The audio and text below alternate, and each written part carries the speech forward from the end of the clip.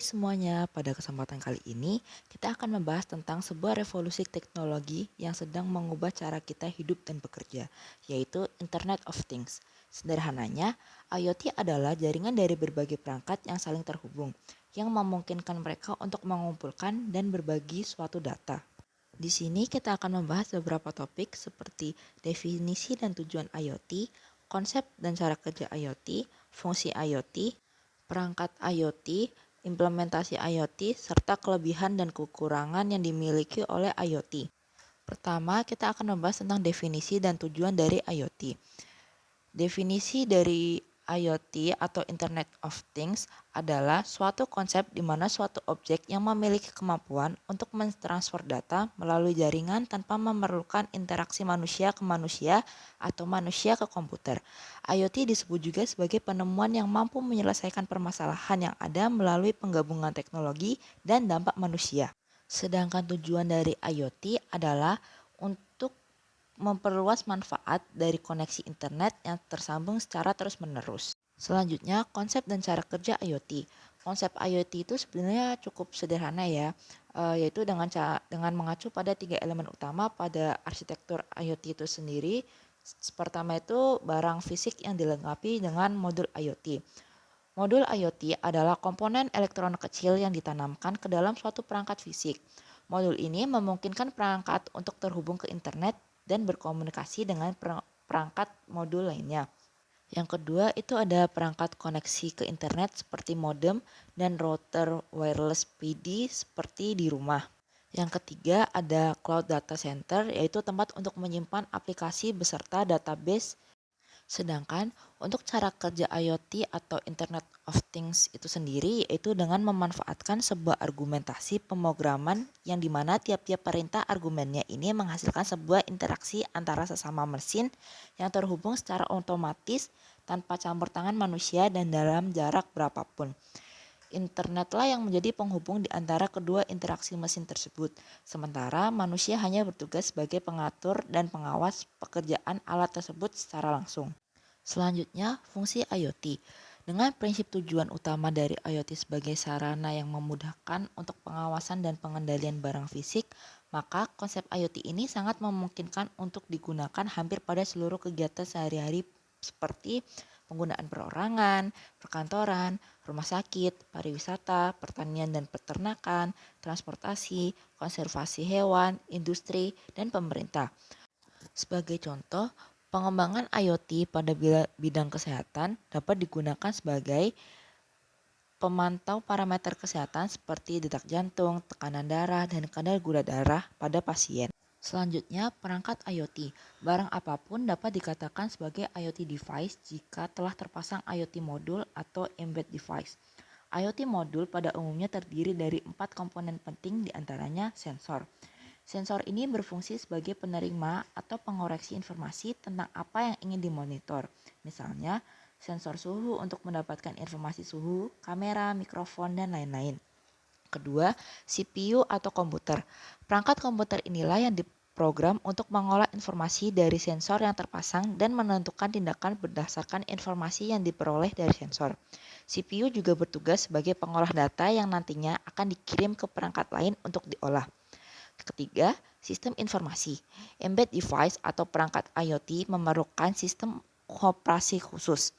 Karena perangkat IoT berukuran kecil dan memiliki spesifikasi yang minim, sistem operasi inilah yang menjadi nyawa dari perangkat IoT. Yang keempat yaitu komunikasi. Perangkat IoT juga memerlukan jalur komunikasi untuk mengirimkan data yang telah diolah ke user atau bahkan ke server pusat. Media komunikasi di sini bisa berupa Bluetooth, Wi-Fi, dan untuk mengirimkan informasi dari tempat yang jauh tanpa batasan ruang dan waktu, maka perangkat IoT akan menggunakan media internet. Yang kelima yaitu keluaran. Keluaran di sini merupakan action dari program yang terpasang di CPU, seperti mengirimkan informasi ke pusat server jika memenuhi kondisi tertentu, atau menggerakkan motor, menyalakan lampu, membunyikan alarm, dan lain sebagainya. Selanjutnya, ada implementasi dari IoT itu sendiri. Yang pertama, implementasi IoT dalam bidang keamanan. Dalam bidang keamanan ini, IoT dapat digunakan sebagai pemantauan real time atau biasa disebut dengan kamera CCTV atau pengawas, serta bisa digunakan sebagai sistem alarm yang dapat mendeteksi suatu bencana. Yang kedua, sebagai monitoring lingkungan. Tiga, bidang kesehatan. Dalam bidang kesehatan tersendiri, IoT dapat digunakan sebagai perangkat untuk memantau detak jantung, tekanan darah, kadar gula darah, serta aktivitas fisik lainnya yang dilakukan oleh pasien.